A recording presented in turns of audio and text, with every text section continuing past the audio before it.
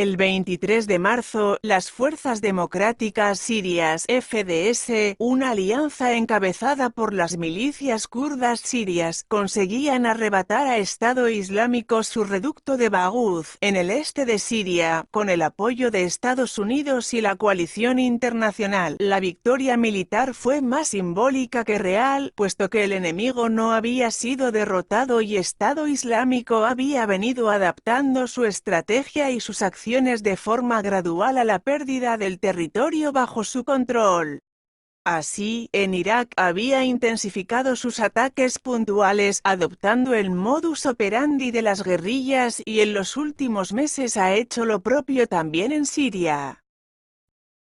El Tribunal Supremo Electoral (TS) baraja el mes de junio para la celebración de las elecciones generales para la restauración democrática en Bolivia después de la dimisión del presidente Evo Morales y otros altos cargos en medio de una ola de protestas y la presión de policía y ejército.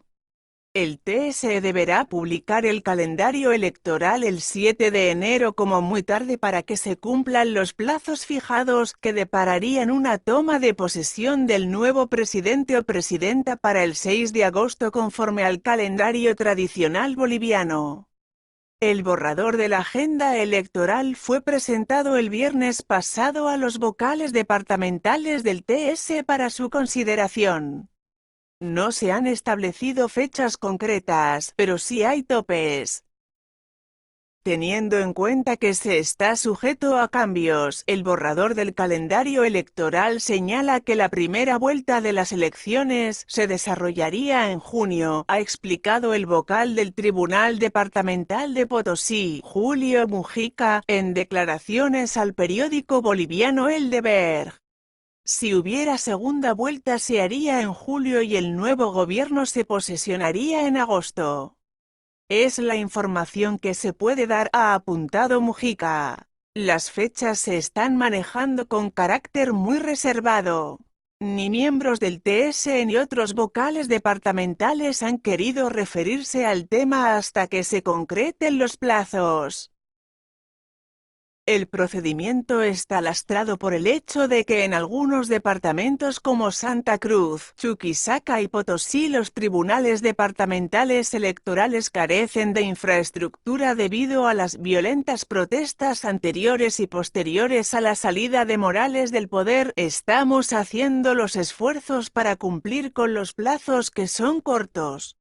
Hay la capacidad de trabajo, pero es muy complicado en Santa Cruz porque no tenemos infraestructura. Estamos con oficinas quemadas y documentación perdida.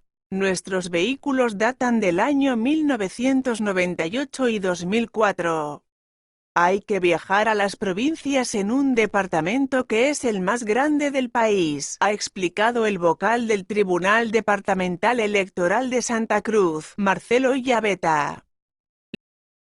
La crisis política en Bolivia se desató tras las elecciones presidenciales del 20 de octubre, en las que el ahora expresidente Evo Morales proclamó su victoria, pero la oposición denunció un fraude gigantesco. La Organización de Estados Americanos (OEA) ha concluido en su informe final que en los comicios hubo manipulación dolosa y parcialidad, así como irregularidades graves, tales como la falta de resguardo de las actas y la pérdida de material sensible. Morales dimitió el pasado 10 de noviembre y huyó a México en medio de la presión de las protestas y de la falta de apoyo de policía y fuerzas armadas. Gina Ináñez, segunda vicepresidenta del Senado, se proclamó presidenta interina para llenar el vacío de poder dejado por el antiguo mandatario y la renuncia de otros altos cargos. Bolivia se prepara ahora para celebrar unas nuevas elecciones en las que ni Morales ni su vicepresidente, Álvaro García Linera, podrán participar, conforme al acuerdo al que su partido, el Movimiento al Socialismo, MAS, y los partidos de la antigua oposición han llegado en el Congreso.